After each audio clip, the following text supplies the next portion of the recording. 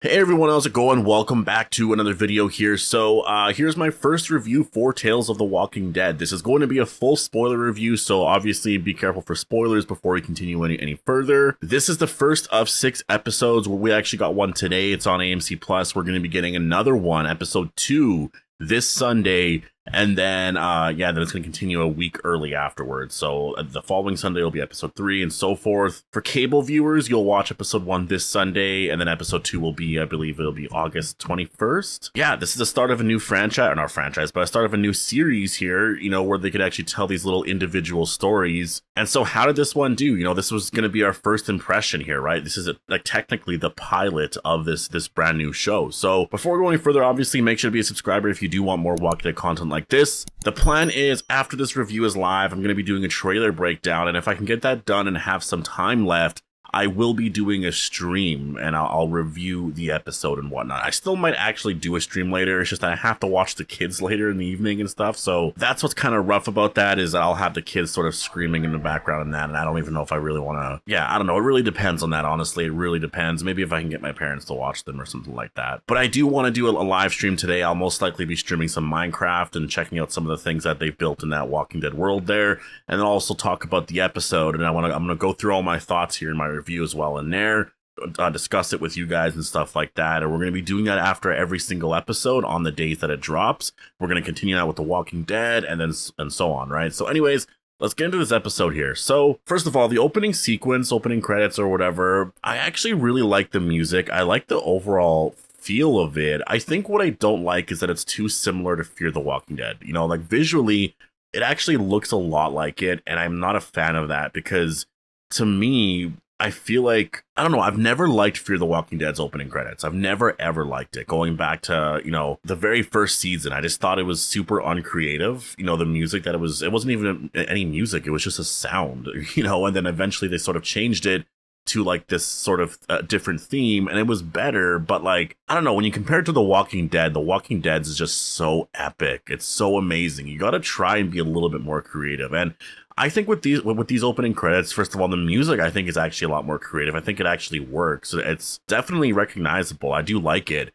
It's just visually, I don't know how I feel about it. I think they could have went with something different because it feels like, to be honest, there's like this copy and paste thing and it's super easy to make. It kind of seems like they made it in like a week or something like that. Like, again, I think visually it looks like Fear the Walking Dead. I do think it's actually better than Fear the Walking Dead's opening intro. I just wish that it looked a little bit different. Like, they don't have to do the animation stuff all the time, Just do something similar to the way The Walking Dead's used to look. I mean, if you think about it, like the Walking Dead universe's intros now, or it's just all animation now. Like, it's just, I don't know, it's really weird. Back in the day, it was very like, you would see Andrew Lincoln, you'd see the picture of Rick Grimes as a cop, and you would see John Bernthal, an actual picture of him. I really liked how that looked. You don't have to go back to that, but man, there's so many things that you can do. I mean, just look at Daredevil, right? Like, Daredevil had like the blood going over him or whatever. You can do something like that with a walker. Like, there's so much you can do there. You can make it look really, really cool. I'm not a fan of the I guess the visual stuff here, the visual animation stuff. I hope for the Rick show, the Isle of the Dead, and for the Daryl show, they don't go down that route, because it really just, it isn't cool. And yes, The Walking Dead, I like what they did there, but it's because it's so like, it's mostly the theme song and everything just sort of matches up. But like, at the time it needed that refresher, but looking back at it now, I do wish that, it would be a little different. This episode focuses really on 2 characters. I believe there's only 3 characters actually in total. That's Joe, Evie, and then a character later on named Sandra. Joe and Evie, first of all, Joe is this survivalist dude who built his own bunker. Evie is like this, hippie, like martial arts chick who is like super positive about life and stuff like that. And, like, they're basically the polar opposites of each other, and they find each other here. And then it's just sort of, like, what now, right? And that's usually, every Walking Dead story or short story. It's usually that. And it is interesting because it's The Walking Dead's always been about sort of the human story, right? So it's kind of fun. And the visuals of it, I'm a big fan of because it feels very cinematic and just feels different from anything that we've gotten in terms of style choices, right? So like, I do like this. Not what Fear the Walking Dead did, because Fear the Walking Dead had that like piss tone color grading where it was just super yellow. I really wasn't a fan of that. This looks very different from The Walking Dead, but it also still feels very similar. It still feels like it's in the same world. The comedy, I think, is what really stands out in the episode, and I honestly, I do like it. When I focus on what I think other people are going to feel about it or think about it, you know, like if people are saying, oh, this is too awkward, it's not funny, it doesn't fit the Walking Dead universe, it's just too weird, then I kind of start to second guess myself a little bit. But when I focus on just what I watched and just how I felt watching it, you know, I can say I had a great time watching it. I actually had fun watching the episode. I thought it was a good episode. You know, I love the story between these two characters. I thought it was funny. I think the comedy actually worked.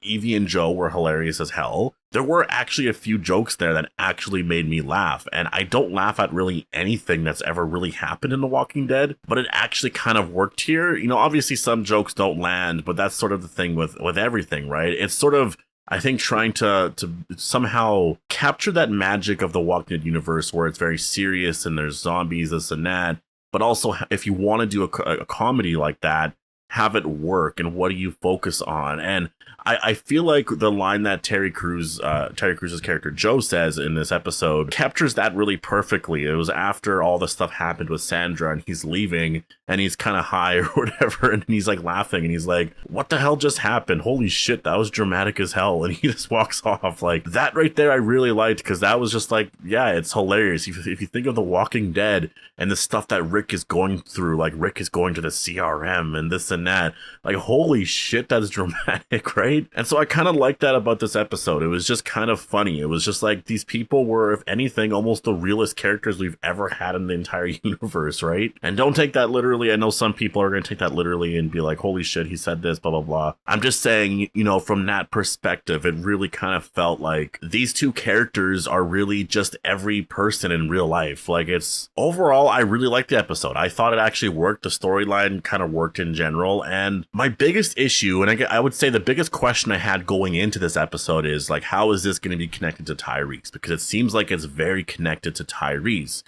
And at this point, it seems like it's not at all, even though there's so much proof that it is. First of all, it's set in Ohio and Michigan, which would say it's not. But first of all, I don't really know if that's where Joe originally began his story. He could have been a little bit closer to Atlanta or Florida, I guess is where it was. But again, just the distance of that doesn't really make sense. He was probably closer to Ohio, or maybe in Ohio. I might have just missed it. So it doesn't seem like it, right? Like, it's like unlikely given the distance. And that's sort of my issue with all of this. You know, Tyrese literally says in the episode, I was in season 3, he literally says he had a friend who was this survivalist nut who kept talking about the end of the world happening, this and that, built this bunker, stayed away from people, blah, blah, blah. Like, it literally fits the character of Joe, right? The story is right there, literally right there. You created Tales of the Walking Dead to bring to life a lot of these. I know you want to create new stories, but also to bring to life, you know, stories or like backstories of certain characters or things that we've heard throughout the universe. That was literally a story right there that they could have used. You know, Terry Crews even said at Comic-Con that his favorite character is Tyrese. I mean, like, man, it was such a missed opportunity. Everything was right there. You know, his name was Jerry. It wasn't Joe, right? Like, Terry Crews' character's name is Joe.